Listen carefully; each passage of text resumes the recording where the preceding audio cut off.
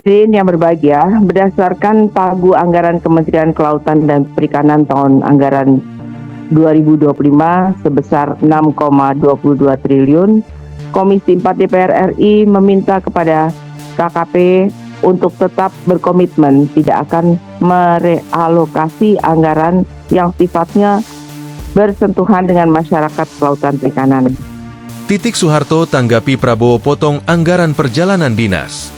Ketua Komisi 4 DPR RI Titik Soeharto ikut menyoroti kebijakan pemerintah yang ingin melakukan penghematan dengan memangkas 50% anggaran kementerian dan lembaga untuk perjalanan dinas.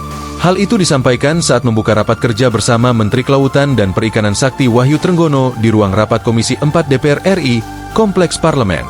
Titik berpesan agar kepada Menteri Trenggono untuk terus berkomitmen tidak merealokasi anggaran yang bersentuhan dengan masyarakat kelautan dan perikanan, khususnya pada anggaran tahun 2025 mendatang.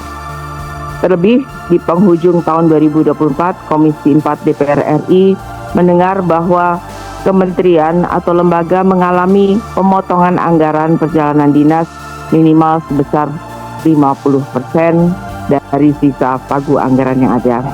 Untuk itu, efektivitas pencapaian target sasaran program dan kegiatan di tahun 2025 harus tetap terjaga.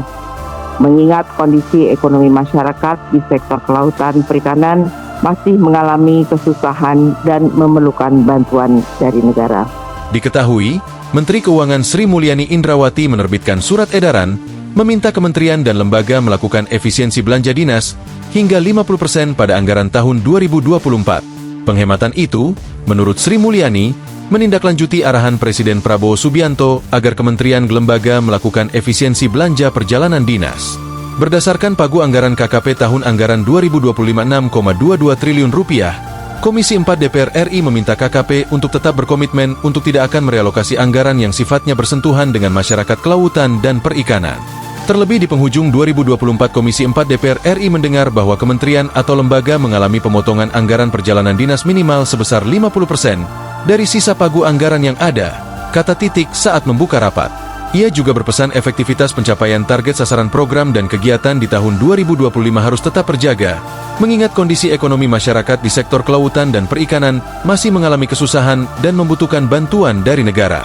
Lebih lanjut, dalam paparan Menteri KKP, target indikator kerja KKP tahun 2025 untuk produksi perikanan mencapai 24,58 juta ton, sedangkan nilai tukar nelayan mencapai 105, 108, serta pertumbuhan PDB di sektor perikanan mencapai 4%, 6%. Adapun nilai ekspor hasil perikanan di tahun 2025 ditargetkan mencapai 6,25 miliar AS dolar, produksi garam 2,25 juta ton, dan mencapai luasan konservasi perairan mencapai 30 hektar. Download Tribun X sekarang, menghadirkan lokal menjadi Indonesia.